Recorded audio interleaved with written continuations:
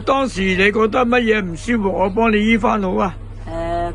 腳嗰個腫咗咯，腫咗，係啦，跟住咧咁啊驗咗 X 光咁啊，原來盆骨都裂撕裂，撕裂，係啊，咁啊而家醫咗好差唔多有60%啦，係嘛？個鼻啊，鼻敏感咯，成日流鼻水，依家O 唔 OK 啊？幫你醫咗，我醫咗好好咯，醫咗2次。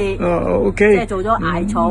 艾灸，佢種灸嘅方法。咁樣咯。咁因為你嗰個鼻裏邊有粒息肉腫咗上嚟壓住，所以令到你唔舒服啦。咁西醫一定要施手術，中醫就可以唔使嘅。咁幫你用灸把個脈。知道我哋古代失傳嘅40綱，依家好少人識噶啦。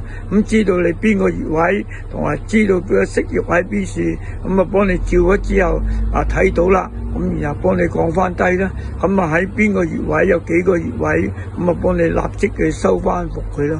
咁就令到粒息肉即刻降翻低，咁啊壓唔到啲神經線，又唔會流鼻涕啊、流水啊等等。有瞓得啦。OK， 咁啊仲有咩其他好多咧？冇啦，OK， 係仲有鼻水啊、鼻涕啊。OK， 大日幫你整埋佢啦，OK。